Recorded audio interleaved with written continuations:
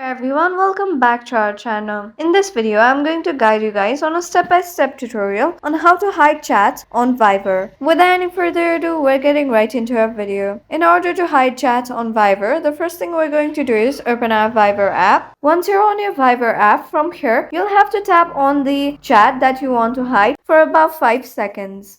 After you have tapped on it for 5 seconds, you'll get about 5 options that are marked as unread, pin to the top, mute chat, hide chat and delete chat. Here you'll have to tap on the fourth option, that is hide chat.